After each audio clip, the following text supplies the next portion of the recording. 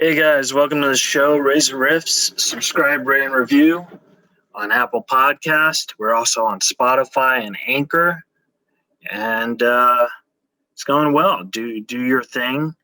We're trying to hit 100 reviews on Apple Podcasts. We're at, I want to say 96. Let me double check that.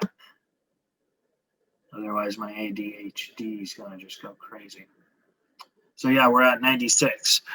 So subscribe, rate, and review on Apple Podcasts. Give us those reviews of honest feedback. If you like it, tell us you like it. If you don't like it, it'll hurt the average a bit, but it's your honest feedback. We're at 5 stars, which is right now an average of 96. We only have one bad star, so that's pretty cool. That tells me that the folks are enjoying it, and I like that. Couple things. My stand-up special is still out on iTunes, Spotify, and all that stuff. If you could purchase it, that would be great. Keith Reza, Make It Happen. It's also on YouTube. If you know, like Logan Paul or something, have him retweet it so I could get 50 million hits and get some money off of it. I'm also on Cameo. Father's Day, I make a great gift. Book me. I like how I've gone up to like 7 or 8, so that's pretty cool. I really have fun doing it, and that's 7 or 8 people I could brighten their day, so that's cool.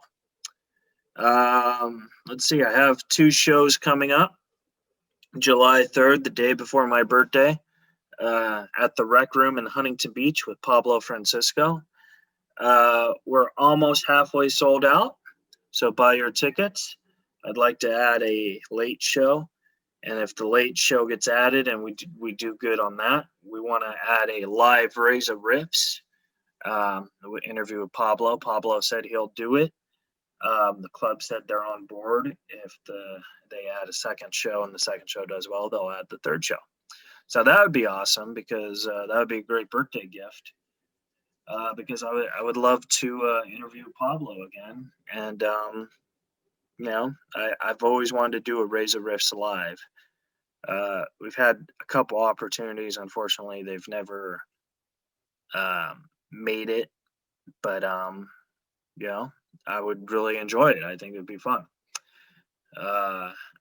Just to talk and hear real laughter and stuff instead of Alan Lee. It's a joke. Another thing, Alan Lee will not be here today for this interview. As I said before, he's been going through some stuff, so he's probably done. The rest of the series, the season. He's going to take some time off and just get things back on track. But we love him and we pray for him and we hope everything's going well. We have a great show today. I've been very excited to talking to this guest. We were supposed to have him in April, and then it got pushed to May, then it got pushed to June, and we're finally having him today. He's one of my favorite character actors, and I think once you guys, I got the hiccups. Once you guys see his credits, you'll be like, holy Lord, this was fantastic. You've seen him in Goodfellas, Cabin Boy, Dumb and Dumber, The Ice Harvest. He's the first billed star in this movie called Making a Killing. And you've seen him in everything. His credits are beyond incredible. He has over 250 credits on IMDb. That's fantastic. I only have 3. So he's whooping my booty. The great Mike Starr, who will be joining us talking, and it'll be fun. So subscribe, rate, review. Follow the show on social media, Reza Riffs, on Instagram, Twitter, Facebook, and all that jazz. And I really hope you guys enjoy this interview with Mike Starr because I had a great time talking to him. Thank you guys so much and enjoy.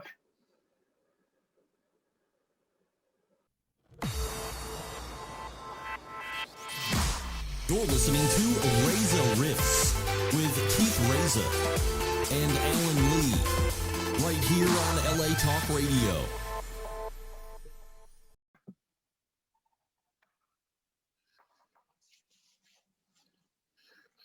Hey, Mike.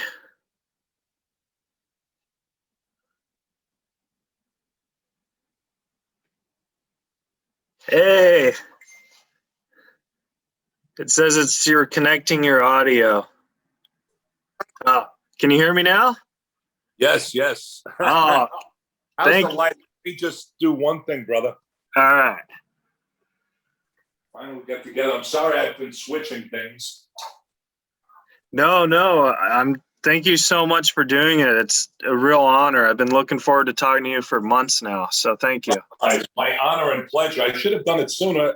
You know what's funny is all of a sudden in my life, I mean, I live in a few different worlds, but all of a sudden with showbiz opening up a little more, all of a sudden I had all these things happen.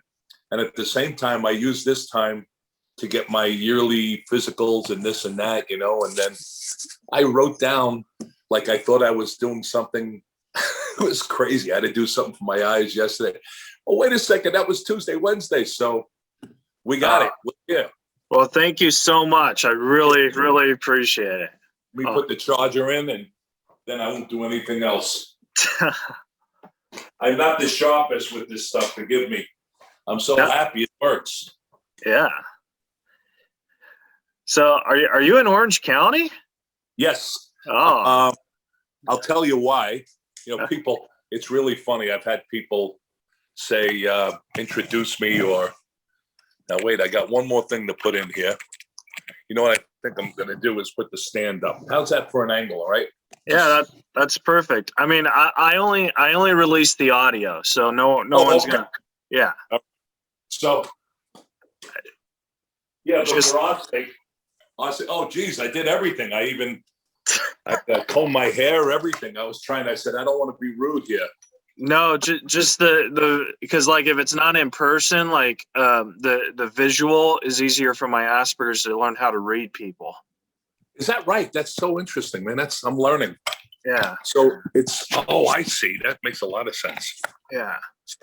So like phone interviews are tough on me because like I can't feel energy over a phone, but if I see you and stuff, I can feel it. You know? Really? Yeah. What am I doing wrong here? Am I doing everything right? No, you're doing great. I mean, so I should tell you a little history why I'm in Orange County, because I don't get too upset, but like I did someone who doing a favor and they done this small film and they're introducing everyone and this wonderful person. This woman, she wrote this film I'll tell you about. It was called, Offstage Elements. And it's got a bit of a following. And it wound up at Christian film festivals. It was just about a heavy metal group and 25 years later, revisiting the guys, right? So they all took different paths in life, you know, and it was a good idea. But I played a music producer and then said, would you do me a favor? Come on the podcast or whatever. There's a following. So it was one of those nutty things I forgot about. Oh my God. And I'm sitting with my friend's car coming from LA to Orange County on a Saturday after helping someone film something. And I'm holding this phone up and every now and then I could shut it off. And she introduces me as a Hollywood actor. And I went, no. But later on, I said, now, come on, you of all people, she's a nurse. I said, do you think I went out to California to seek my fame and fortune? And that's why I'm living there? And I'm a Hollywood actor? And I said, you think I'm this guy out of a 50s movie or something? So anyway, well, I didn't know. I said, you should know my story of all people. So my story briefly, which will hopefully make some sense to you, is that I met my wife. My friend conned me into doing a musical in a small town. Tell me if this is boring here. No. This is awesome. I was kind of nutty, always have been a bit, but I gave up everything and was going to find whatever, find it all, you know, the meaning of life, whatever it was. Things didn't make sense to me. And I graduated school. A friend of mine, Tom Bray. Tom Brady? No, Tom Bray. Oh, I thought you said Tom Brady. I was like, no, Tom Brady. No. I didn't throw that out like that. That's funny. So he's a producer in Portland and a teacher at grammar school. He did a lot of interesting things, but at the age of like 19 or 20, he says, I'm starting a summer theater with our friend Larry Pontillo, lives in Connecticut. And Larry, God rest his soul. And I said, yeah. I said, I'm just kind of, I don't know. I don't know if I want to act, what it's about. I want to, figure out life, whatever, and it's a different period. And it's the end of the 60s. It's 1973. And it's like certain things didn't happen. And he goes, listen, I just need you to play the Scottish Colonel McKean in the musical 1776. I said, that sounds like fun. Okay, all right. So I went and did that, and my wife was part of in this small town. My wife Joanne was playing the flute in this small orchestra. We became friends. 2 years later, we had a Zen Buddhist wedding, and a couple of years later after that, a friend of ours, really unique Catholic priest, he married her. We did that for the family, and 11 years after Joanne and I were married, and 3 kids later, Joanne gets into medical school. Because that's what she always wanted to do. And I think she had guidance counselors saying no, and people telling her, no, you're not smart enough. She is now a pediatric cardiothoracic surgeon. Whoa. The opposite of me, the most humble person. Hopefully I'm compassionate, but she's super compassionate, still works like she's in her 20s, and quite a character. And she's volunteered in places like the Dominican, Uganda, and this country, and she's done things. So what happened was, I don't mean to interrupt, but I have a question. Isn't that, sure. That's Always like, interrupt. You have to interrupt me. I'll tell you why. I'm like, the Thanksgiving floats, the Macy's Day Parade. I go in 10 different directions. You got to reel me in like a kite. Well, I love that. But my question was, that's pretty impressive because, like, especially back in the day, isn't that like harder for females to do? Whoa. You are one of a few people that gets that. Oh, okay, cool. I thought you were going to slap me over Zoom. No, that's not myself. God forbid. No, that is so appreciative. I can't tell you, even people who come from families with doctors, there's some actors would break my balls, as we said. It's, oh, you married a heart surgeon. Oh, no. I married a woman who dropped out of school who was a music major. Yeah. And it's okay. I mean, we all did it together, the family, but she was amazing. She kept saying, I'm going to put you through too much. I said, are you kidding me? All the wacky people that I've subjected you to in our lives, this was back in 1986, I said, are you out of your mind? I said, we have such a luxury in America to do your dreams and this, that. People come to this country. I'm old enough that my parents came out of the Depression, and her parents were, somewhat a little after that. But there's a lot of people that would look back and say, geez, I wanted to do this, or only if. I mean, look what you're doing. You see, I give so much respect, and I'm trying to get the balls to do something like this, a podcast, or I'm trying to write now. And you have this opportunity. She said, you know what I'm going to put you through? And I said, are you crazy? I said, I don't want to look back in our 60s or 70s and say, wow, could have been this, I could have been that. But, I didn't want to, the kids, my husband and this and that. And that's the worst thing you can do to a family. Say, yeah, I would have been a star if it wasn't for you. You know what I mean? That whatever. Yeah. But people do actually do that. I mean, my parents were never like that. My mother came from an Irish Catholic background that my brother, Bo, who you see in acting, who was my stage mother, said, listen, Ma is great. She loves us. But from their background, they would said that they would all be in heaven. Ma would be in heaven if all 4 of us took the post office test, which you see like on Seinfeld, and there's nothing wrong with working for the post office. And many times I wish I had taken the test when I was struggling and trying to pay the rent with 3 kids, Yeah. But the thing is, my wife, I just said, you got to go for it all. You got something special. You would see her do things that were amazing for people. And she was just, she was in her early 20s. I mean, just so many great things. And people would lean on her, come to her, and she was the quiet one. And I was this guy. And I worked with kids in the neighborhood. I come from a housing project that was a working class area.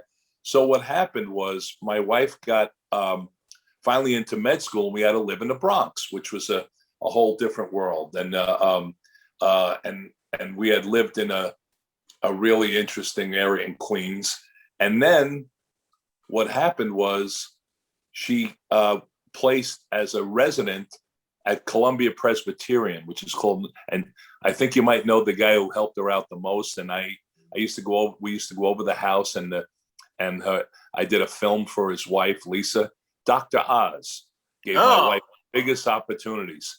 And heart surgery is something, in those days especially, I want to tell you how sharp you are to point this out, because so many people don't get it. And I don't want to sound like I'm on a soapbox when I tell people, but she was one of the first there, right? But then she fell in love with pediatric heart surgery, and she does evidently. So we lived in, we went to the Bronx, then a little north of the Bronx, and we had a house. And then, Dr. Oz, I call him Mehmet, he gave her all these opportunities and really felt, wow, that's great, and should have, and really trusted her and helped so much. And then what happened was she fell in love with pediatric heart. So we went to Seattle for a year. And then finally in like 99 or 2000, Joanne knew that my two favorite cities in the country, and I'm a New Yorker, was San Francisco and Chicago. And she got a job in Chicago, which became a whole other life for me. Yeah, Chicago's awesome. And, I worked there in the 90s. And even Robert De Niro said to me one time, he said, "You really love this place, don't you?" And he would say to me, I said, "Yeah, that movie really introduced me to Chicago in 90. And I, for some reason, would get these jobs. And I got to make some really great, iconic friends I'm still with. Couple died before their time for whatever medical, physical, not anything outrageous or drugs or shootings. I'm just saying they died before their time because they were in their 50s.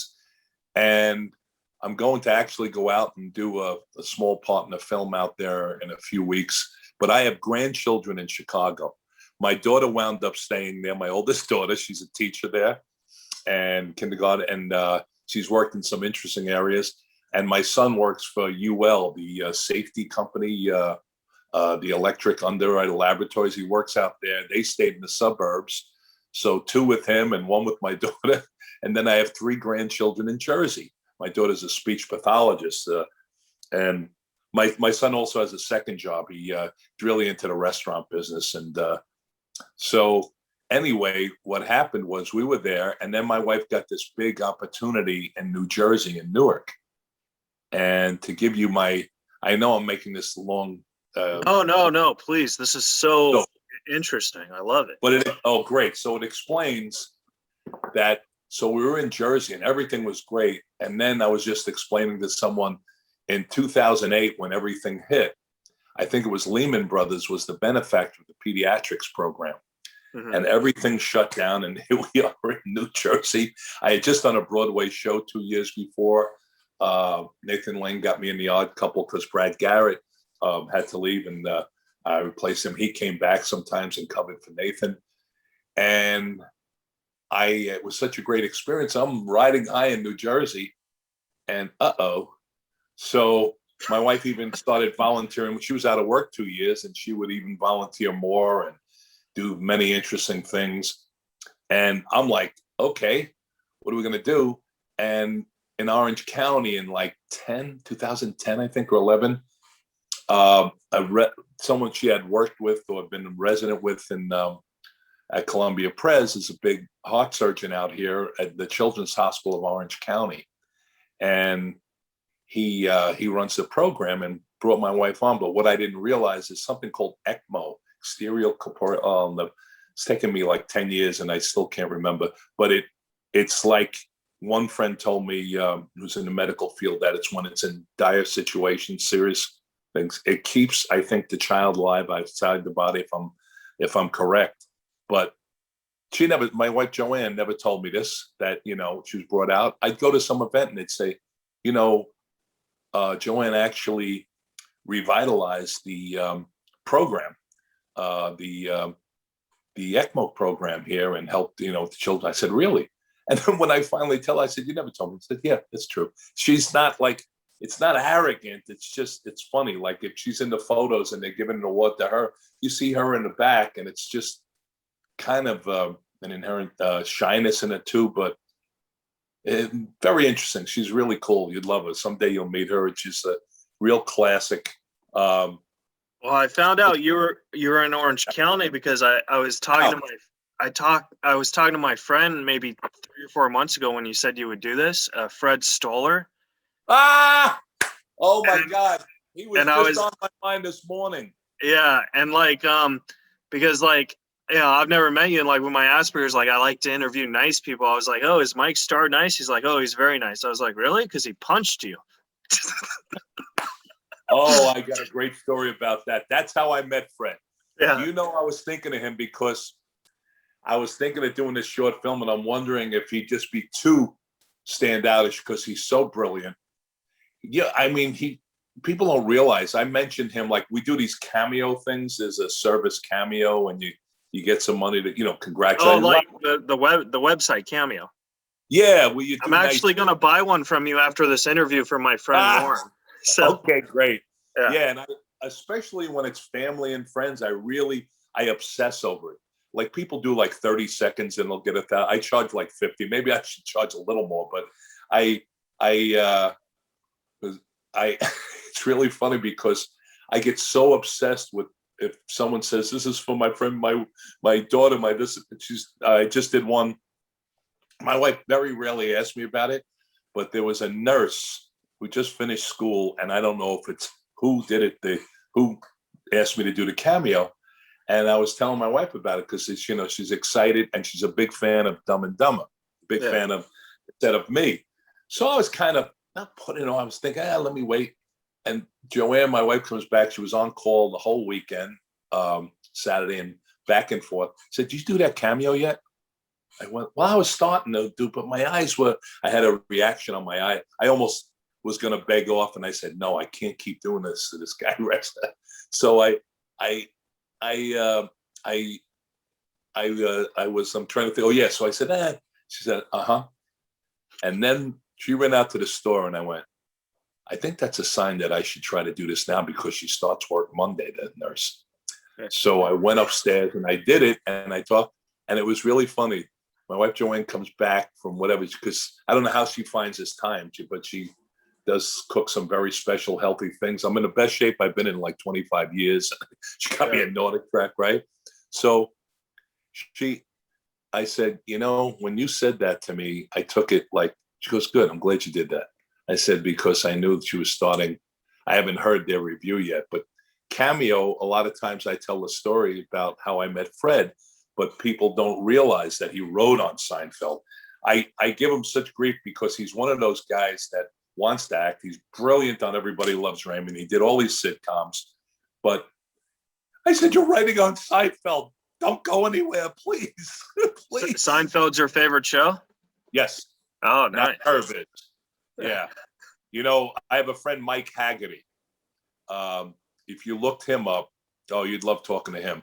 Mike Haggerty. Do you watch Seinfeld? Have you watched Seinfeld? To be honest, I've only seen 3 episodes because my uncle was on those 3 episodes. What was your uncle on? He played David Putty.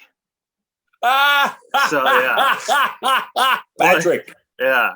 So we just did a thing. We just did a pilot. I don't know. I did a small thing in it, but he was playing a guy. I had to do like some mob guy, whatever it was. It was, but his son, I think, was going to be in it. But I got to meet him in Toronto, David. Oh.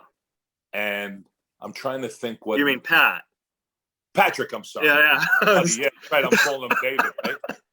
And we used to tease got to meet Putty. My brother Bo, who's acted so much, but he's so opposite of me, and he talked like this. Yeah, when you get him on the phone, you go, yeah. So we started calling him Putty, my brother. He winds up doing a baseball TV movie or something with Patrick up in Toronto. Okay. And we were laughing about it. I said, you're like father and son. We were joking. So now I did this thing. I think it was when I was doing the Gene Wilder one. I got to do these two really cool movies I'd love you to see. And Gene Wilder's like maybe the finest person I've ever met. He's up there in the top 10. And you know who Gene Wilder is? Yeah, he was Willy Wonka. Yes.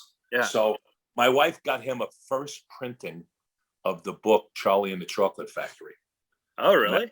Yeah. And he was just like one of the kindest, most interesting human beings. If you ever see Young Frankenstein, he wrote that. One of the best comedies of all time. Thank you. I'll have people come from Eastern Europe and I'll say, you want to know America, what I think America is, that the best way you can understand it? Young Frankenstein and Planes, Trains, and Automobiles. Oh, yeah. Yeah. Planes, Trains was fantastic as well. Right? Definitely top 10. And I played the clown in Uncle Buck with John Candy. Yeah. So Patrick, so what I was going to say about Patrick is that finally I go in a restaurant and we meet. And all I did was laugh. And he started laughing. I was like, I got to tell you, you work with my brother. And he was just like, his spirit, he was so kind and and he's like one of my all-time favorites. So, but I was going to say our friend Mike Haggerty was on, but he was a big guy from Second City. He's doing an HBO series out there, but he's in so many things, Mike Haggerty, if you look him up. And Mike is on Cameo. Oh, did you ever watch Friends? Yeah, with Matthew Perry and Jennifer Aniston. Yeah. Well, he played a custodian. He played the janitor, and he built this whole world down there. But he had to give dancing lessons to. He did about 10 episodes, I think. 10. But my granddaughter knows him from that. Mike Haggerty. Oh, to Joey, he had to give. All of a sudden, I'm going to Matt LeBlanc. He had to give him dancing lessons, and in the show, but. Mike said to my son the other day, because he was visiting out in Illinois, he's filming in Illinois. He said, your dad knows every line from every Seinfeld, and it's like a Bible to me. It's like, to me, it expresses a lot of a cultural background I was from, but I think it's very universal. And then Curb Your Enthusiasm takes it further. But Fred was such a talented writer. And Fred and I did a reading for George Gallo, who did Midnight Run and whatnot. And George wound up doing the movie, only De Niro, and I'm trying to remember if it's it's a relatively young Italian-American actor, is playing Fred's part. But my friend Frank Renzulli, who wrote on the best episodes of Sopranos, he told George when we were there, because we're all close, he said, George, you got lightning in a bottle. Mike and Fred got to do this. But of course, the money people, they did this and that. But Fred and I'm trying to think of something to do with him. And I was thinking of something even today, because he is such a special talent. And we did this reading. It was like the movie The Producers. I was like Zero Mostel, and he was like Gene Wilder. And I'm sure they'll be great, because De Niro's De Niro. And I think Morgan Freeman's going to be. Sam Elliott did the reading, another character. And that's the last time I saw Fred, and I'd like to see him again. But it was so funny. Fred I was trying to talk to Sam Elliott. He was asking me something. Fred came up, hey, were you there? I said, Fred, shut up. It was just like, that was my character in Dumb and Dumber. I'm going, Fred, I'm trying to talk. I've been waiting to meet him for 35 years, and we're talking, and you're coming over asking about what he wants for lunch or something, what he eats for lunch or whatever. We were laughing. Fred is a very special talent, and as is your Uncle Patrick is, and you watched. He was on more than it's hard to tell with Seinfeld, because I've had friends on it that I thought did like 5 episodes. They did 1, or some people. Patrick did a lot. He was a mainstay. I just remember he was on it because when I was a kid, he was telling my dad, "Hey, I just got on Seinfeld. I'm getting." And this was like in the mid 90s, like I'm getting $3,000 an episode, which back then was a lot of money. Oh, absolutely. Know, and that was a lot for a sitcom. Yeah. And I remember that, because now I look at it and I'm thinking it's not a lot of money, like now, but back then it was like $1 million, you know what I mean? No, it was really great. What he did also, if you ever see the episode when he's the New Jersey Devils hockey fan, and they're all Rain Oh yeah, fans. and he's like, Devils. Yeah. And he goes, got to split the team. People walk around. I have people all the time. I go to again. They go, got to split. You know how much we quote him, and we try to do him. Yeah, that's right. He had the most unique character, one of the most unique, iconic characters ever in TV. He created. He really did. And he's the mechanic. Yeah, that's right. And I thought I was going to see him on this job. It was a strange production. I'm not quite sure what they did, and they were bringing us all at different times, and they even couldn't find a location for a scene I did, and they just cut the scene out. It was kind of a wacky production, but he was, I believe, playing the guy who gets killed. But I was a mob friend of, I can't even remember now, but it was called Scarlet. That's right. Yeah, so they're trying to sell it to whatever networks and whatever, and I thought I was going to see him. You know, that was kind of one of the promises. Oh, you're going to get to meet Patrick. I said I would love to see him again. And there were Brian Doyle Murray was on it, and he's done so many things, and he's out at Bill Murray's brother out of Second City. So that covers it. So what I was finally going to say, I drifted away, is that when my wife got the job here in Orange County, New York got all up and interesting. So I've had to go back and forth there, this and that. Chicago got busy. And I joke, whenever I go away somewhere, the business gets busy in that city. And I also, like, I did a show called Ed. I moved to Chicago away from New York, and I get a job in New York and New Jersey on a series. So we would laugh about that whenever I'm living in a city. So I'm in Orange County now, basically because my wife's old school and dedicated. So she wants to be 15 to 10 minutes because she's the type that runs out in the middle of the night and work a day or something, you know, saving a kid's life. And she also covers for adults. But I took 15 minutes probably to explain to you why I'm living here, but it drove, especially because this woman who's such a sweetheart was a nurse. I said, you called me a Hollywood actor? I was known as the last holdout in New York when everybody, because I had kids. Right. I had kids and my parents were still alive. And actually my kids not only had grandparents, they had great grandparents. So in the 80s, everybody was going out, you know, the mid-80s, late. Hey, I even sent my brother out. And the running joke was Mike is sending all the actors, especially anyone that even looks Italian or anything. And I'm not, it's funny, speaking somewhat, but I grew up in a very mixed background. He's sending everyone to LA so he can have what jobs are in New York. But New York was very different in those days. It was theater, commercials, and then the first like job that would come around, regular job, would be Law and Order. So that's why you see all those people on it. You know, I did 4 of them of different types of Law and Orders. But what happened was that I felt I wanted the kids to, you know, we tried to be in one local area, and I'd come out to LA. I'd even bring the kids, and I, especially when it was so heavy on residency with my wife, I'd luck out of nowhere and get a job that has me working with Roberto Benigni and all the classic Pink Panther people, and Blake Edwards, great director, you know, iconic, famous. And all of a sudden I'm in Europe. I was struggling to pay the rent one day, walking around the Broadway show league saying, hey, you leaving, guys, you leaving the show? I need a job, you know? And the next thing I'm on the payphone, what? I'm going to Nice, France in 3 days? Okay. You know, that's my life. That's been my life for about 30 or 40 years. Like, where are we going to get the rent? Well, hello, that commercial's been picked up. Yellow. Well, because I live in Huntington Beach, and a lot of people think. Oh, no kidding. Yeah. And a lot of people think that LA's far. It's not far. Traffic just makes it far.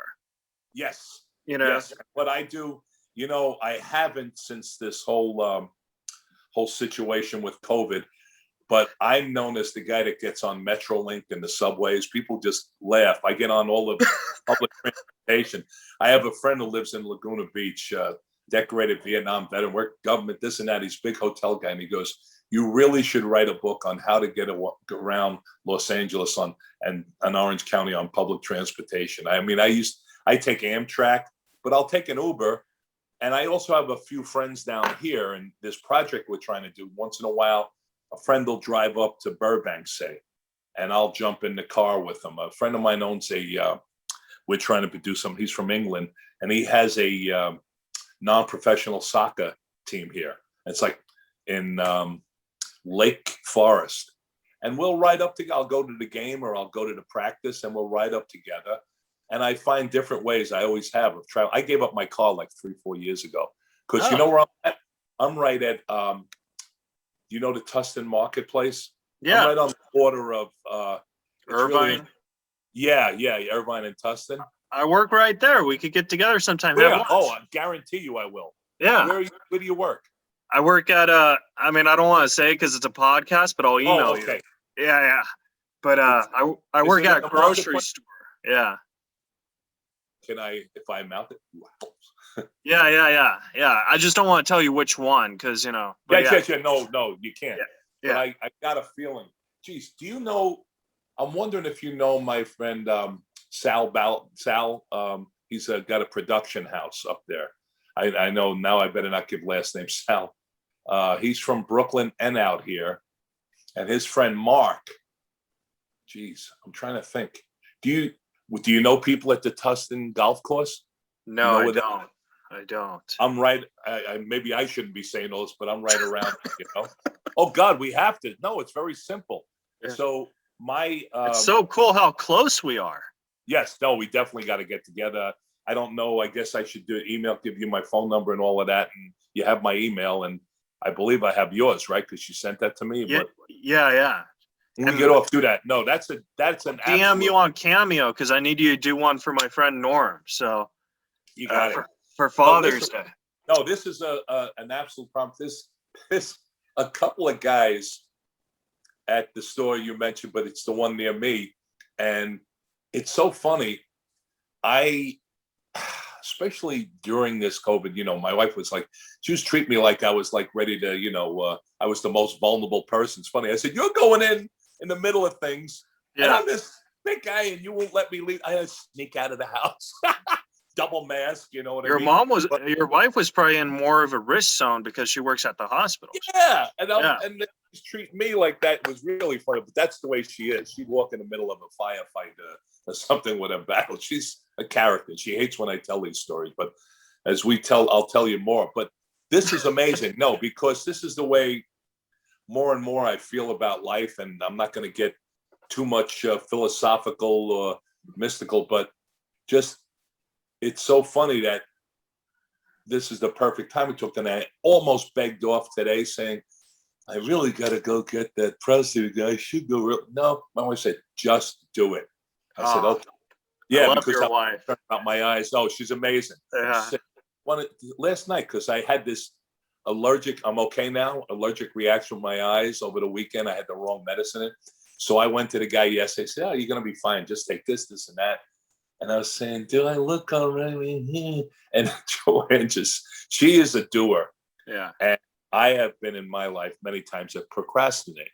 Anything that I've done exciting or dangerous a lot of times, maybe we subconsciously attract us, but I had to be forced unwillingly into it. You know what I mean? I'm not the guy that is a thrill seeker or looks for battles. It sounds like an old 40s line, trouble finds me. But all of a sudden I find myself like dangling in some dangerous thing on a film or TV or resolving some issue. It's like I've been protected, but also here, now it's about time you get out of your comfort zone. So I'm doing things like that in writing, but it's weird because I just did the show, The Blacklist, and had all these great reunions.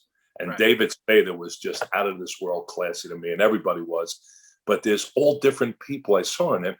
And there's a fellow from the Bronx who was a stuntman on it, very respectful. He knew my friend very well, and he came up to me, said, I just want to tell you that all this stuff was happening on the set. He goes, my daughter, they were talking, she was on life support, and Johnny, our friend, mentioned your wife, and then your wife helped us, and whenever it was, I'm trying to remember, and said, and my daughter is like thriving and doing great now, saved a life, and again, that's like my favorite recognition. I'll have people come up to me, but I like when they walk past me and go, Dr. Starr, or someone comes, I have people Dumb and Dumbering me which is nice, and kids, all of a sudden someone will come up and say, aren't you Dr. Starr's husband?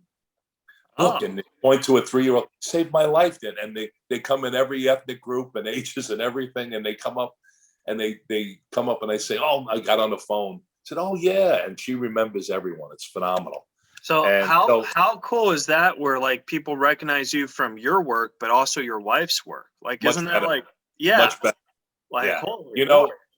know, and the one thing is the stuntman wound up, he goes, "Oh, I live in Laguna Niguel." So I'm saying, it's really strange. I said, I'm meeting new people. And now you say this, and you mentioned Fred, who was on my mind this morning. And I go, wait a second. Like, I've got these relationships. Like, I gave up my car. I walk. So one of those stores we mentioned, that's one of my main places I go to. And there's like two guys working there. We're going to go to an Angels game. We talk about, I want to take them to we talk sports. We talk different things. I go in another place, and it's like I'm living in a village again, because it's like I feel like I'm living the way I lived in Queens, or when my wife got into med school. I met people, and it's harder to do that in Southern California because they're not walkers, or people get in the car and not knock it. It's just this tendency, oh, I'm bicycling, I'm healthy. That's great, that's wonderful. But I'm saying where people don't just walk up and talk to people. You know what I mean? And I that's think what it's also a sign saying you shouldn't. It's a good thing you didn't cancel. You know what I mean? Yeah. Yeah, no, absolutely. Because then I would have been saying, yeah, I wonder what that's like. Yeah, I really should do this, but oh God, now I got to go out and do this. But then Teddy's moving away. There was an episode again. See, I quote everything with Seinfeld. There was an episode where Seinfeld would like lose a job, right? And it's happened to me, series. And then all of a sudden I get a letter from Kevin Smith. I want you to do this movie. Like Seinfeld all of a sudden would get a job, or he'd lose something and find something, right? So finally Kramer, the character, Michael Richards played the character. Michael Richards, yeah. Right. So Kramer comes up and says, "You know who you are?" He goes, "Who?" He goes, "You're Even Steven." And one of my best friends is moving to Arizona, and he's lived all over, Chicago. I mean, he'll still keep his place, but he was like one of the only people during this whole, lockdown and whatever, that we would meet. And he's the same age. He just gave up his motorcycle. He literally did half 500,000 miles on his bike, and he, I think so. He did, and he went in every province in Canada, every state in the U.S. and he's not like, hey man, he's just an interesting guy, and he's leaving. And today was one of the days he wanted to see me. I said, "Oh, guess what I got? Prostate today." Yeah, it's like that. Well, I'm happy to take his place as your new best friend. Well, that's what I'm saying. It's like I'm saying it's you and the guy from Laguna. I'm saying, wait a second. So now I have new people. It's like I'm Even Steven. I got Reza, and it's just such a great connection, because when I meet people like yourself that seem to have and again, I want to get away. I don't want to sound like some new age thing that's all over the internet and things like that. Not that there's anything wrong with positive things, but it's like, wow. On one end, I'm meeting new people. The other end, we do these Zooms we do a Zoom every Thursday. We try to do, and I was in a group in 1967 that lasted for 2 performances. I think we had 3 rehearsals. And I named us the Bathtub Ring. And our friend Gary Barbagallo, Flip, he's involved in, I think it's San Pedro or Long Beach, with he runs a rehab program. He went a certain way. It's like this woman's film. And he has he's involved in a small church there, but he's doing great. We talk. He was the wild one among us, He was the one that got into this and that. He was our drummer. And my cousin Paulie was the lead singer. And I've sung, but I played bass, not the greatest bass player, but Ricky Heim and our friend Kieran Bergen, who's in Huntington Beach, who was brilliant. He worked for Boeing. He's building houses for Habitat. We've connected with our friend EO, and we all meet. But the one I want to say top one I meant musically, my friend Ricky Hyman went on to be a classical music conductor and teacher. And my brother Bo used to say, his real name was Bill before acting, and he played pro bowl. He used to tell us in the 60s, okay, so you're a good singer. Okay. You got Ricky Hyman, who's the only guy with musical talent. Paulie's not the greatest singer. He's your lead singer, can't sing. And he would joke, I don't want this to come out. He goes, Flip's got no rhythm on drums. He's got no personality. So let's see where you guys are going to go. And actually, we were very unique and could have developed something. And we always found different people that we were trying to make our fifth guy. But Kieran came in, and he's just this humble, talented guy. And he's dedicated his life to doing these habitats. And he's retired. He had a perfect score on the college boards in math. And we came, but the initial four. So we're telling stories from like we're 5 years old, 10 years old, going to the Mets in 1969 and being there. And was that when they were good? Yeah. All right. No, we went there when they were actually, I was going to wear a shirt for you my cousin gave me. And I said, oh, I don't know if people even appreciate it. It was 1962, the Polo Grounds. I'm old enough that when I was a little kid, I was a New York Giant fan before they went to San Francisco. Oh. So my Dodger fan. And in the projects, there was so many people and no air conditioning. So they had Yankee fans, Dodger fans, and Giant fans. And they were all like in the same, it was really interesting. They were all in the same city. It was a magical time in New York. And the Mets were terrible in 62. And then out of nowhere in 69, this magical time. And then they were really good in the 80s, and they should have won a lot more. And that there's a lot of wacky stories. Why didn't there's books out? But they in 86 Mets, but they've had they were in the World Series 5 years ago. But it's funny, they've had all these heartbreaking things. You know, it's like you say when they were good because they've had these teams that competed, but we were there at the magical moment, the Miracle Mets. Yeah. And so we talk about that. We talk about all the local things that happened. There used to be a guy came around sharpening knives, an old Italian guy. I mean, we weren't old enough to have ice, although Gary Flip says when he'd go to Brooklyn to visit his Italian relatives, there'd be really stuff you'd see like out of a movie, you know? I mean, it was really old school. And that's on one end, the reuniting, not living in the past, you know, but really enjoying it. And then we talk about contemporary thing, what we're into now, or let's get back together and do this. And when I went to New York, I got to see my cousin Paulie, who I know since I'm 3, and Ricky I know since I'm 10 or 11. And I got to reunite with so many people, but people on the set coming up to me. The Teamster captain, I was good friends with his dad 20 years ago. The prop guy, his dad was the prop master on Ed. We get on the phone. James Spader just treated me with such class. Megan Boone, she's young. She was on, I don't know if you've ever seen Blacklist, and she's wonderful. James Spader comes up and tells me he loves Mad Dog and Glory. We have laughs. Everyone thinks he's like, you know, but all of a sudden, James says, you know, the guy who plays my bodyguard, Dembo, he's from Brooklyn, and he was a fireman for 20 years. We start talking, and we had 2 close friends that were lost in 9/11. One, like from my neighborhood.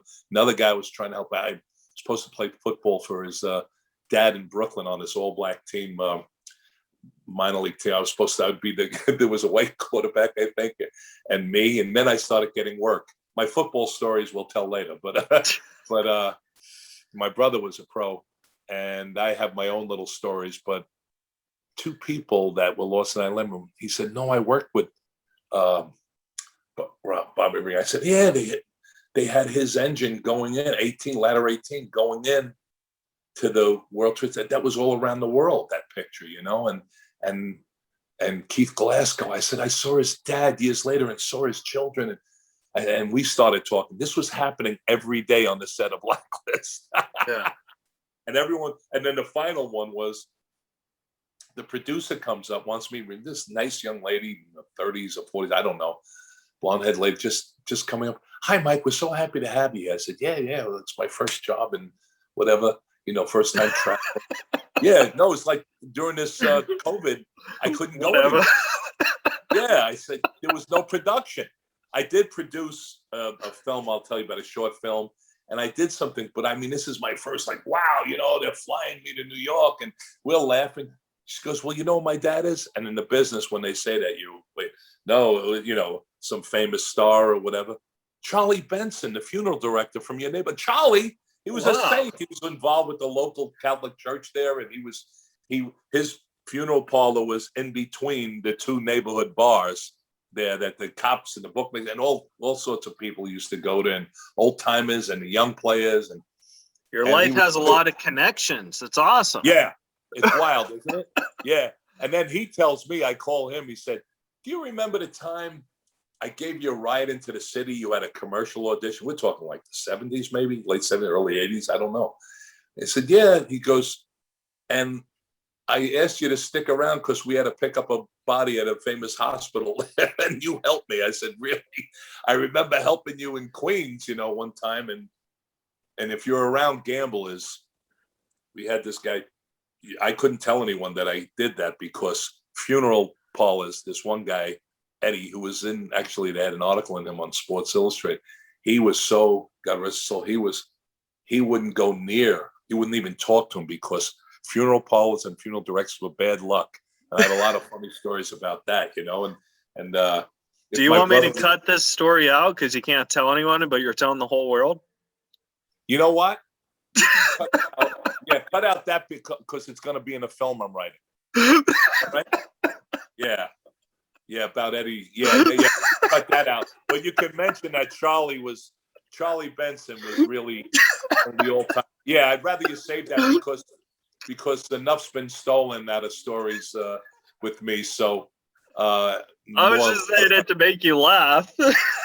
No, it doesn't matter. You can. No, it's true. No, now that you think about it.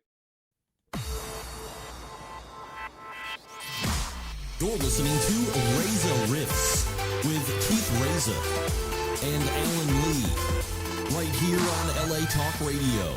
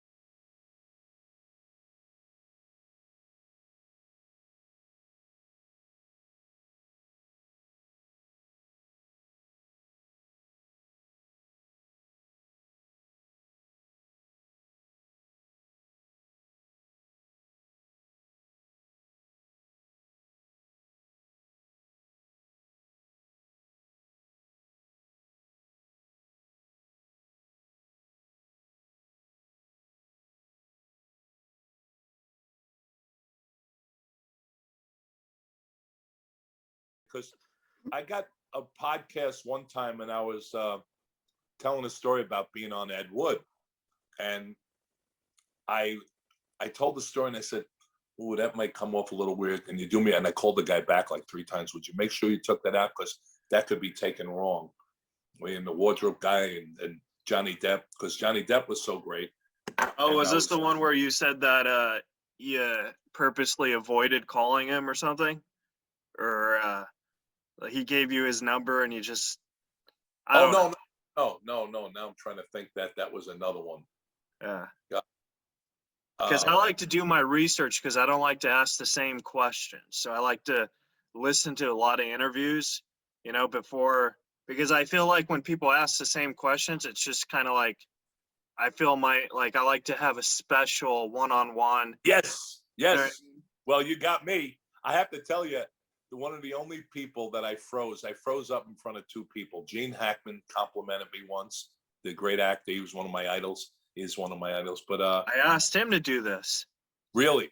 Yeah. He might be very shy. No, they said he's retired and he's not in good health. And I said, well, this is a perfect time. That's what he said. And I said, this is a perfect time because he might die. I'll never interview him if he dies. No, you make a very good point. Gene Hackman, I believe, was it right around the end of World War II? I mean, he's old enough to have been that, and I know he retired. He used to go eat at my friend's place in Burbank. And I was on the movie Birdcage with Nathan Lane, and I was cut out, and there was a good reason I was cut out. I did a dramatic scene with Robin Williams, and Mike Nichols, the director, wrote me a beautiful letter, but he felt it had taken away from the comedy. And that's a story I can tell you. If I find the letter, I could show you. But Gene came up to me and told me he liked my work on The Bodyguard, and I was like, this was my guy. But that, you make a good point. He's such a story. But I think, I can't remember now what they call China Marines. I think that was right before, around Korea, or like that. I mean, he's got to be up in years, Yeah. He's probably 89, 90 maybe. He's pretty... Well, yeah. If you look at it, Robert Duvall, I believe, just turned 90. I get to work with him. You see these guys, Dustin, and even Dustin, I'm not sure how old Dustin is, but you see these guys all lived like in the village together.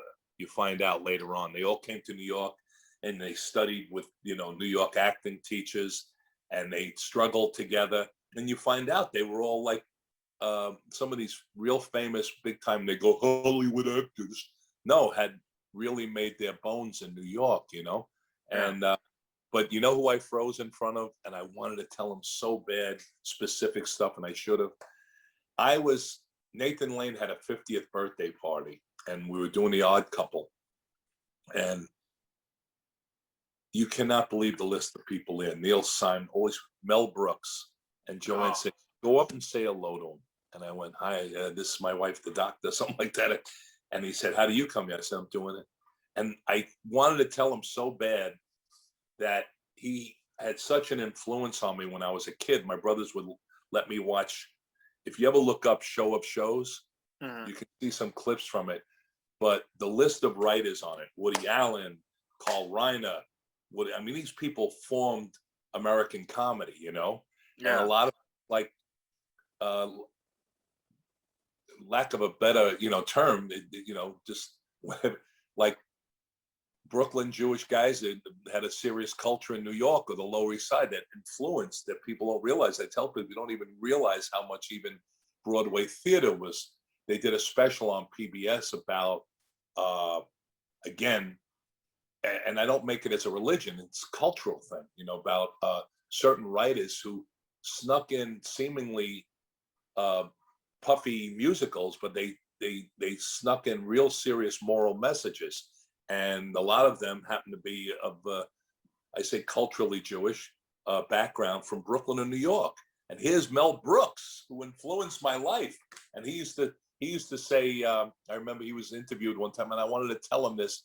He said that the only immigrants who spoke, Brooklyn was a very different world then. The only immigrants who spoke English only European immigrants were the Irish.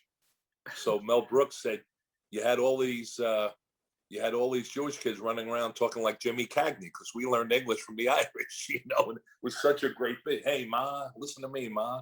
James Cagney, the famous Irish American actor who was, I got to meet him at least and say something to him because I worked on his last job. And I know what you mean about wanting to talk to people before they die.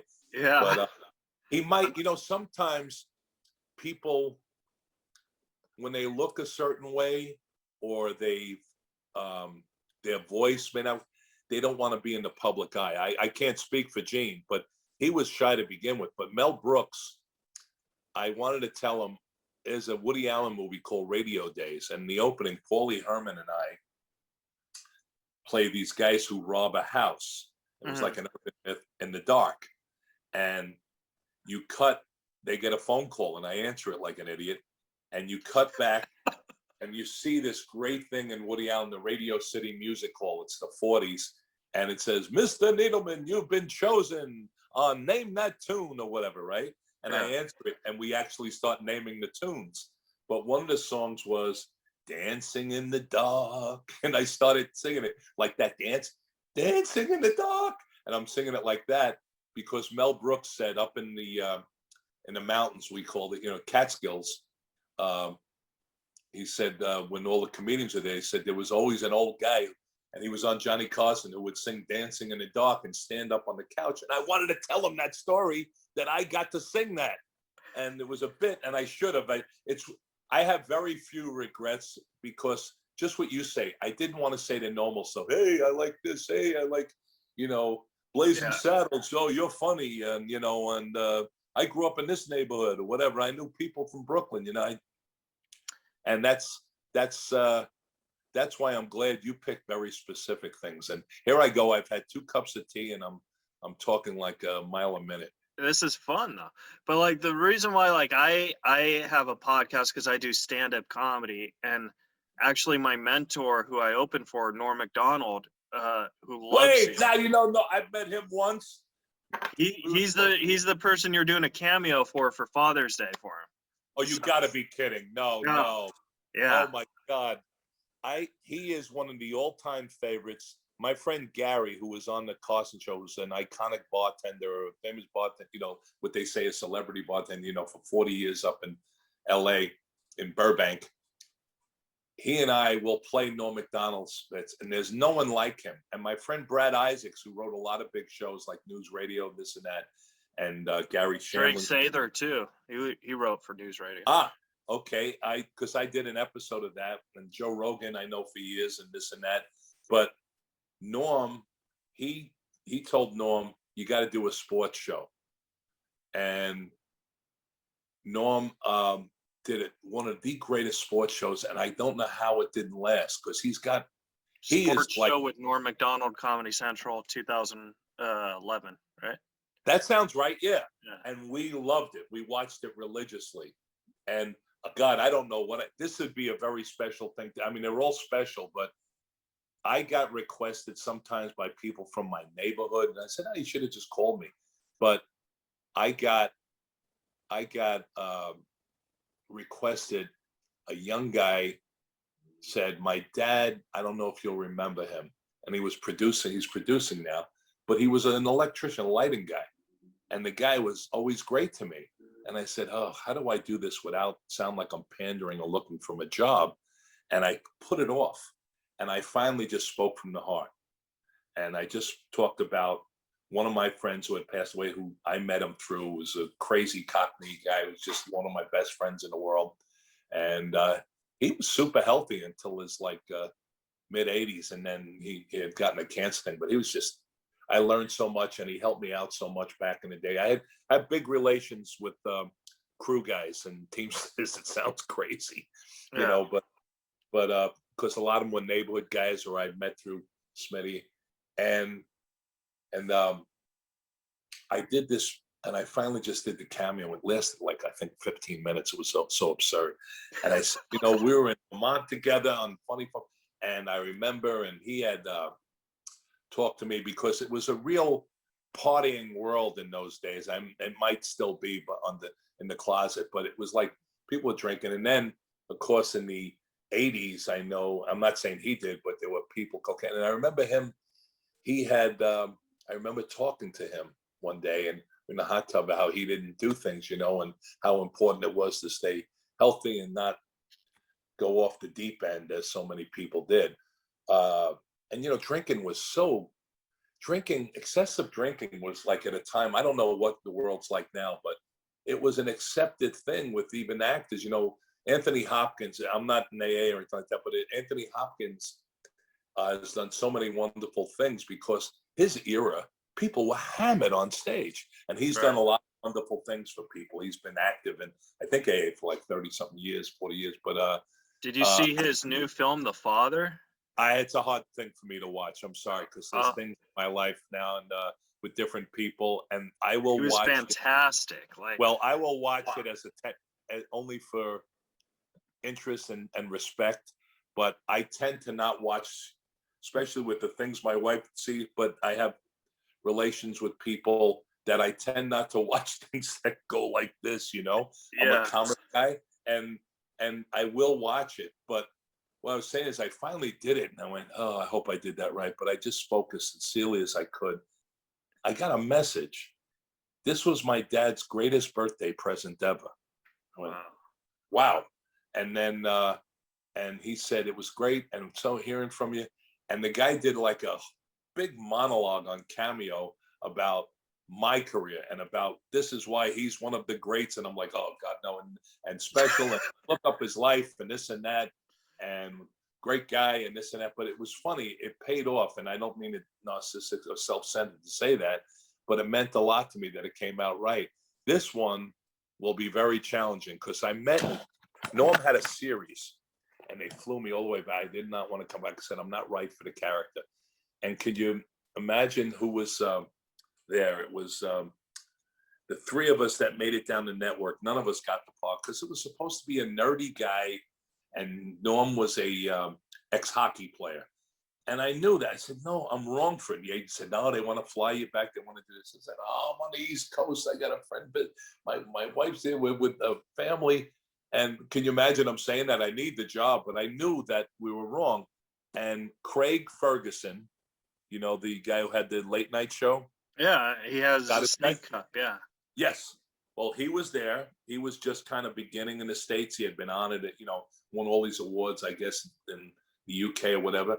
Myself and Fred, I apologize for names. He was in Best in Show. He was on so many shows. He just passed away about a year ago. He would come on. Fred Willard. Fred Willard, right? The three of us were there. Now, these two guys were phenomenal. Three of us were there, and we had to go read with Norm. None of us were right from it, but Norm was so cool. And I said, I hope I see you someday. And none of us got it. And I knew we were wrong for it. But they make you sign all these things. You're going to make all this money. You're going to do all this stuff. And you say, and Fred Willard is like, well, he was one of the superstars. Great. And look at Craig Ferguson, what happened with him. And they were just so cool to be with. And we just knew, if anything, maybe Fred could have made it work. But I knew what they were looking for, a cliched like nerd. And I'm telling the agent, we're wrong. I'm telling you, we're wrong. I'm wrong for this. Yeah. Please. I said. He loves you very much. He actually was probably going to co-host this episode, but he couldn't do 10. Oh, so all right. So I don't have to preach myself. He couldn't do what? Yeah, he wanted to, because I usually have a co-host, but he's like at work. So I asked Norm if he wanted to step in and co-host, and he wanted to. But I thought he loves you like very much. You're one of his heroes. Oh, great. Kevin Pollak had the first, I think, live podcast or something like that out of California, and I had worked with his co-host, his friend, and I said I'd love to do it. And this was about 5 years ago, and I had detached retina surgery, oh God, I don't know if I want that on the podcast. Boy, if you have anything in this world, oh my God, we can't hire him. He's sick. He said, no, I had this thing that fighters and different people get and regular people get, but I couldn't do it for the longest time. And then it just kind of drifted away. and I always felt bad that I didn't do the show. So I'm so glad that I just went, yeah, just get off your ass and do this today. Oh, so I do this for Norm. It's got to be before Father's Day. Okay. I'm like, after this, I'm gonna like literally book it right now, and hopefully I could get it today. So like, yeah. I wish I could just do it for free for you or something like that, or just No, I want to support you. So that's like cool. Yeah. Yeah. And you're doing an interview for me. Like I want to support you, and it'll mean a lot to him. So like it'll mean a lot to me too. But I do want to respect your time, but I do have 3 questions. Please, no, I don't do anything for another. I can't even tell what time it is. It's 11 o'clock. I start yapping. No, please. As long as you have time, I have time. I'm not doing anything for another 2 or 3 hours. Okay. I'll get news. By the way, all this walking, one of the things, one of the reasons I've felt so much super healthier, and I'll tell one, oh God, no, this will be on, it'll sound self-serve, but I'm like, I feel the best I felt in like 20 years, getting back into old things when I was, doing that. And it's funny how things can get away from me, like Dumb and Dumber. I look at that, I said, how the hell did I gain so much weight so fast? It's like, I look at it and go, oh shit. But I'd go through periods, I'd be watching kids, this and that, and I would eat mindlessly. I wasn't like I wasn't a falling down drunk, but I would, whatever I consumed a lot of times. And one of the great things is I walk a lot, and I become one of those, not like, I'm not timing, and it's just like a natural thing that I've got to walk to, I got to go to Home Depot. People say, you walked all the way there. I said, it's only a couple of miles. So I'll stop, go to another place. Oh, hang out in Barnes and Noble a bit. Oh, I got to get something at Office Depot. And I turn around and I've walked like 6 miles. So before the pandemic, I used to do that too, because I'm kind of on the overweight side. But before, I was like walking, losing weight. And then when the pandemic happened, there's no place to go because everything was closed. So I kind of got over walking. Yeah, what I did was I just started walking, finding new areas around here. And then maybe when the pandemic was, when it was really restricted, I would maybe go into a store. I was so crazy, grab something quick, buy something. And my wife didn't want me going anywhere. And I would come back and go right into the shower downstairs. I take off everything, put it in the washing machine, all that stuff, wipe down this and wash the mask. But I just found myself in the beginning, I said, I got to actually, because of my age and everything, I'm going, they're looking about all the risk factors, weight, this and that. And I trained, my wife got me a Nordic track, so that made a big difference. And but I trained, and I used to do a lot of things, martial arts, whatever. And things came back to me, but I found myself, not that I'm any master of any of these things, but I found myself in the beginning trying to do it and then becoming quite hooked on it. You know what I mean? So, and that's what it takes, but that's the whole thing. If you weren't allowed to go to places, it was a pain. And I found places I didn't know exist around here. And there's some really great trees, and I was walking, I said, what the hell is this? Where is that, So that's a big thing. I think it helps with anxiety. And I personally, because I work at a grocery store. Like, I wasn't scared of getting it. What I was scared was bringing it home to someone from my family getting it. So that's I think why we couldn't have anyone here. Yeah. So like that was my biggest fear, because I love my mom very much, and she got it. Like my grandma got it, and she survived, so that sucked. But that's great. My wife would come back, and there was one time she thought there was someone, I don't know, we like not separated, married, but different places, and we kept a mask on, and then she was tested, she was okay. But there was, like you said, some people around her, and that was that's why she was so careful about me. And I was careful about, if I go into a store and pick something up or whatever, or a bank or whatever, and then you come back. And in the beginning, I would wear scarves, and, you found out that you had to wear a mask, but, people would yell things. Hey, in the beginning, they all thought they were original. Watch out, that guy's wearing a mask, whatever scarf, they thought it was funny. Yeah. you've had things in Huntington. I was just talking about Huntington Beach. That's kind of a controversial area. Did you see the well? There was like 2 weeks ago I'm so sorry, but no, tell me. No, I'm into this. It was I like go down there. 2 weeks ago, like a gray well. I forgot how it was huge though, but like it swam up on the beach. Wait, that I didn't know. I was hearing things.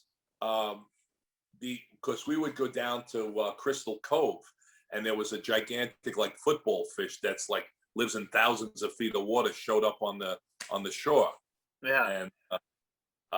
And we used to go down to watch the dolphins, and we'd actually go to Hawaii at a special time to go whale watching. And oh my God, so it washed up. They're saying like a ship hit it in San Clemente or something. I don't know the whole story, but basically, I'll look it up. Yeah, but basically, a whale just showed up in Huntington Beach overnight, and like everyone was scared because like it stank, and they thought like the odor would like kill them or something. It was big. It was the talk of the town for like 2 days. Yeah, I bet I'm way then. Man, I gotta look that up now because I try to stay on top of that stuff.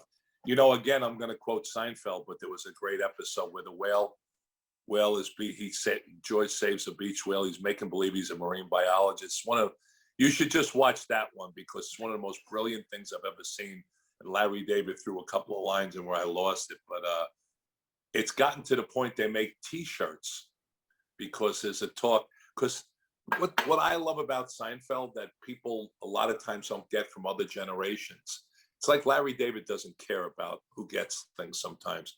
There's so many hidden things like styles from 40 movies and references to contemporary movies that I explain to my nephews. They go, oh, I didn't know that, because they love it. They watch it. They watch the DVDs. I said, now here, this is a reference to that movie, The Marathon Man. And, oh, really? I said, this is a reference to a famous Arthur Miller play, and really, really. And anyway, there's a T-shirt that George has a line to say he was angry that day, my friends, like an old man sending soup back in a deli, right? Yeah. Well, my brother-in-law just sent that to me, that T-shirt, the name. But what happened was that we went to Maui, and there was this like environmental group that has these tours, and we're going out on the water. And I said, you probably don't know this, but this Seinfeld episode. The young guy started doing this. He was angry that day, my friends, like an old man sending soup back in the deli. I went, holy Christ. Because we were singing. My mom just texted me, and she really wants me to ask you this question. Sure. Okay. Yeah, I'm going to read it. I got plenty of time. Okay. I'm a pain in the ass. Ask Mike in the movie Making a Killing, when you dropped the nail in the bathtub, was that a nail clipper in the bathtub? Was that a character choice or your choice? Oh, that was my choice. Oh God, I can answer if you want. I can answer what happened. Yeah. That movie was good. My friend Devin, who lives in the Big Island, Hawaii, is originally from New Jersey. He looks like Johnny Depp or Brando. Him and his wife live there. He is an underwater guy. He saves manta rays and this and that. He wanted to make something different. Unfortunately, he left out, because he thought people wouldn't believe it, 3 or 4 great stories, because it was based on a real story. And he thought people wouldn't believe it. I said, no, that's what makes the difference between that and the Coen brothers, Do something quirky, outrageous, take a chance. And they also edited out, and he regretted it. They listened to some guy, and who the hell knows, but they listened to some editor. There was a big scene where me and my partner, whatever, brother or whatever it's supposed to be, I collapse after I'm like speaking. I'm the mayor in the town, the mortician. It's really an interesting story. And I collapse against the fence with heart trouble. And it's a whole heavy scene, and crew and everybody said, oh, that's going to be great. And someone convinced them to take it out, and it doesn't explain. They didn't build up enough because of the editing, some of it, why that I was ready to die there. Right. So, oh boy. So the day of, Devin says to me, there's so many famous things. Godfather, Hitchcock, there's so many famous deaths where they do things. What can we do to make this different? When we started thinking, hey, okay, God, this is something weird to tell you publicly, but if you don't want to do it, don't worry about it. I mean, I do want to know. It's very important, but okay, all right. Maybe I can tell you privately. No, say, well, tell me when we get lunch. I'll tell you. Okay, but it was basically an homage. Part of it was an homage to my brother Jimmy. Survived so much in Vietnam, and it was about 5 years ago. He was having health. He was collecting things connected with Agent Orange. He was one of the most intense. He was one of the most interesting, kindest, generous people, and lived in a lot of different worlds and cultures. I'd love to tell you about him. He was really interesting. But I was blessed through crazy ways because I went to I flew back. I got to be there when, as people say, he passed on. And I was so lucky to be with him. We were so close. Because for years I was flying back. We'd watch things on Memorial Day. He had such a unique sense of humor. And we watched things on Veterans Day, visit him, and he didn't wear that on his sleeve. I don't want to make that. He lived in so many different worlds and had this real streetwise guy, fascinating guy. But I might as well tell this, because it is an important thing. That day, it was so strange. The last few days, different things happened. Billy Bob Thornton. I was staying with my oldest brother. Billy Bob Thornton asked me if I'll do this Bad Santa 2. He calls me. I said, Jesus Christ, I'm not. Sure, yeah. And I wound up doing it a couple of weeks later, Montreal. But my different things were happening. My brother was seeing things and just really, really vibrant. And then he was getting sick the last couple of days. And I went there, so I had to stick around for an audition. It was Martin Luther King Day, I remember. And there's a lot of stories I'll tell you personally. But at one point, he asked me to cut his nails. And I'm like, I was too nervous. And the West Indians are the best caregivers on earth. It was in a more of a home rehab place for kidneys, this and that. It wasn't, they didn't have all sorts of medical staff there. And I was like, it was so funny. He wanted me to cut his nails. It was the strangest thing. So my friend Esther, one of my best friends in the world, and her mom was a survivor, but although Esther's not Orthodox, she said, that's really interesting. And I'm not Jewish, but just that, but she told me, she said, in certain, I guess, Orthodox communities, they might have a stranger where they cut the nails. Mm-hmm. After death, they cut the nails and they bring in a person. I don't know if it has the sheets, but I think it's a stranger comes in and prepares the body, if I can put it that way. Right. It was such an odd thing. And my character was a mortician, and I talked to this guy. He had dealt with a lot of people in the Persian Gulf. We were in a town called Las Vegas, New Mexico, where the Coen brothers filmed. Are we running out of time? Oh, no, my sister. Oh, okay. She didn't know I was on the podcast. So Devin said, you told me this story about your brother and the nails, and about when Esther had told me this interesting story. I had told it to Devin because it was really weird. My brother out of nowhere and he couldn't even speak the last day. Not like he was suffering or anything, but something happened with his voice. And I was like, wow, we're watching like old shows together and this and that. And I said, okay.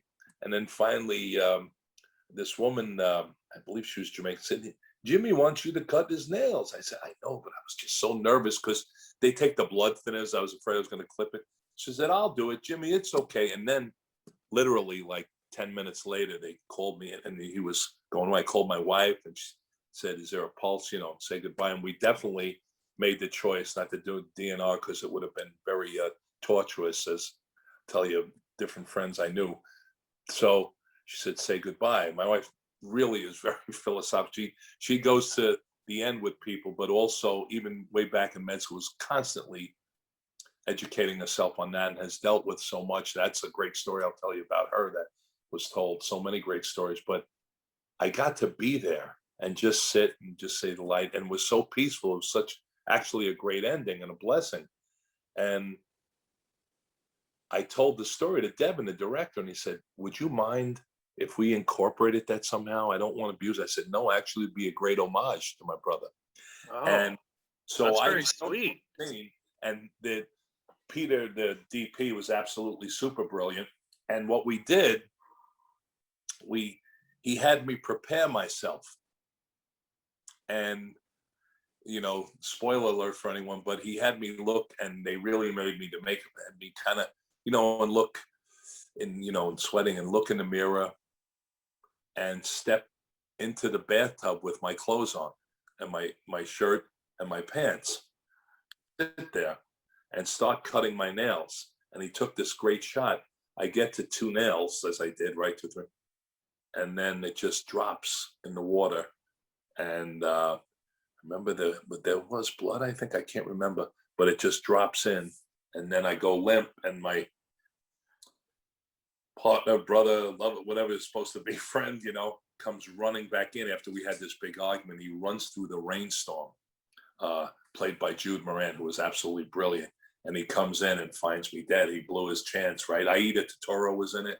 He runs off with her, and then we have this, fight, and just like, and I'm dying there, and it just dropped. And it was a beautiful shot. And I think Christopher Lloyd was in it too. Oh, he was, oh man, it was like 78 when we were doing it. And he got one word wrong. He apologized to me. I said, are you serious? And that was my first day of shooting. It was with him. We had this really great scene, and he was just always very complimentary. And like I said, if Devin had put in a couple of the stories, he knows that now. It was his first film, first feature, really. Had he put in, I think that the explanations of scenes, there was scenes, had he not cut out a few things, there were things that my character and Christopher Lloyd, we were both morticians in it. Mm-hmm. And I was the mayor, and what else was I? It was some third thing I did. You were the priest too, right? Oh, I was a priest. I started my own church. That's right. Yeah. And it was really wacky, and they cut out some of the priest stuff. And again, he listened, in my opinion, and I hope the editors doesn't hear this and say how I felt it. But it was a good film. It was a solid film, but it could have been, we had Michael Jai White also. It could have been a boom film. Right.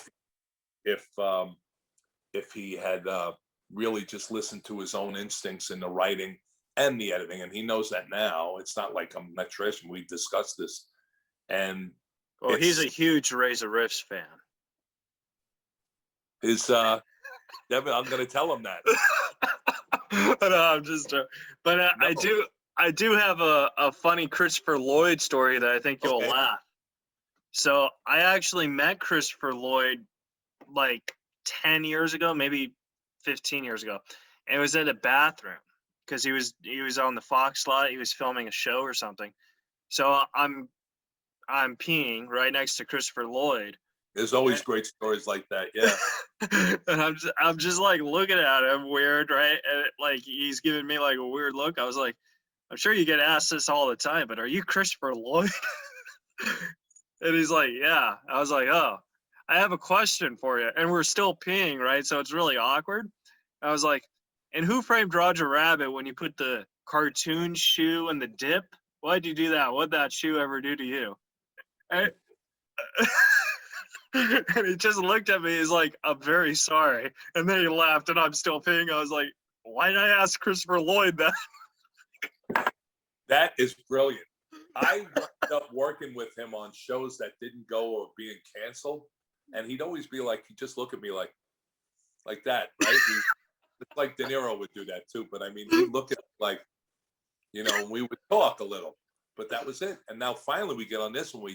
We actually had human conversations, and he was very, very interesting guy.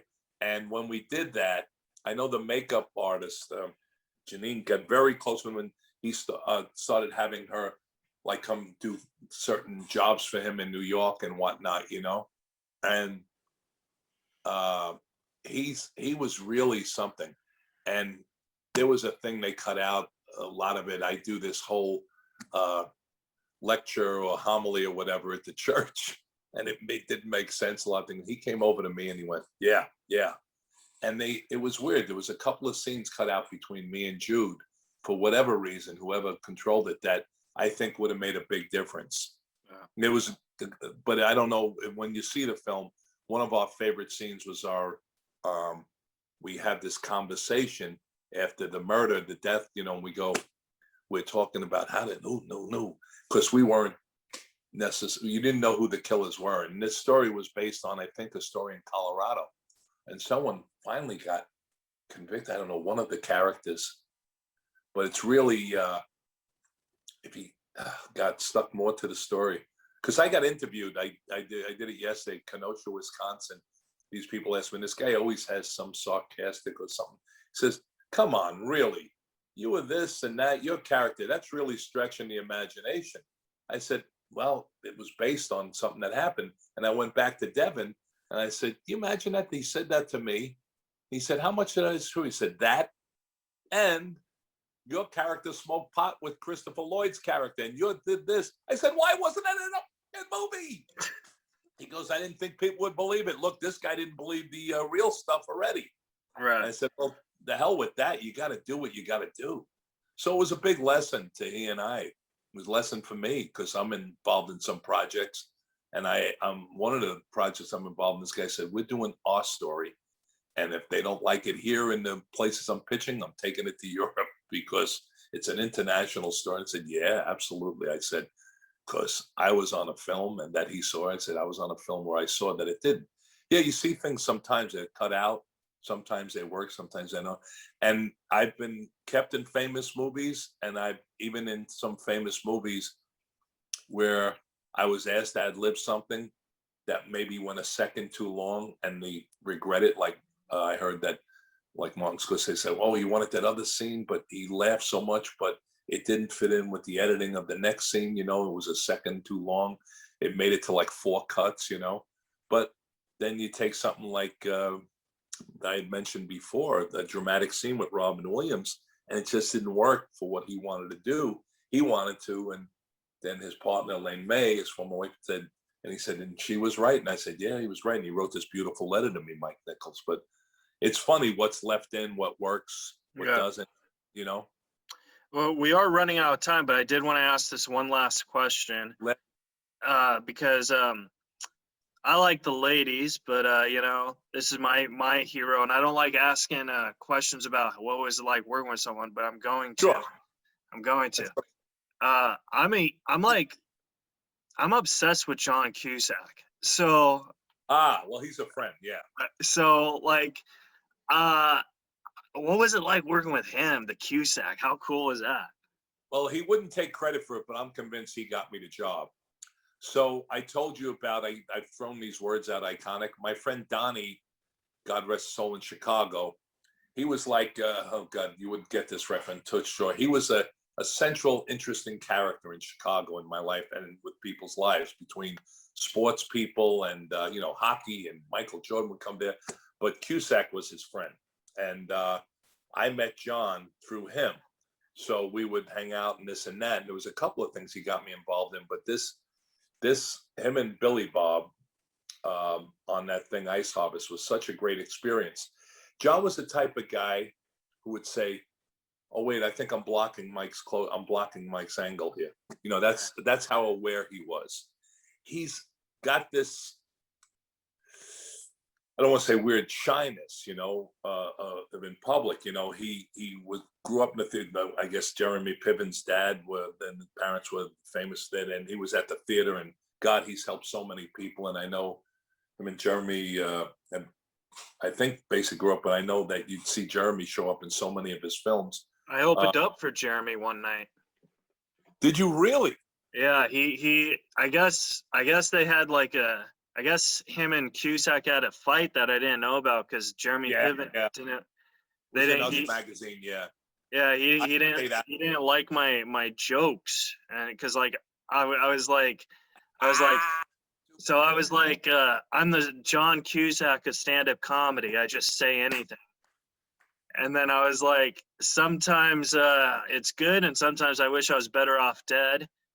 And now I'm opening up for Jeremy Piven, and you call that serendipity. And Jeremy Piven didn't like that at all. Oh, that's awesome. Yeah. That's tremendous.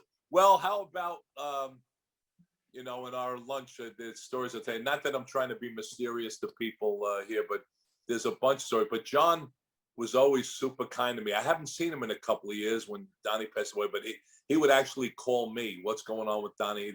I'd be the guy, and John is, I know he has an active political life too. And also, he goes all over the world and this, and I think he's a genius. I think he's also a writer, and yes, a lot of the films that he does, he rewrites his own dialogue to make it fit his need. And a lot of people don't give artists that credit when they're taking a writer's own point of view, and he's tweaking it for the character and the story. Spader's a lot like that, I felt, where he would understand, and not just for himself, but for other people. And John was very careful also that I came off well, other people, he cared about the whole film. And I've had great talks with him. And we did a pilot that was interesting. I just think it was way too controversial for network TV. But he always told me he wanted to do a thing about even Chicago politics, wanted me to play him.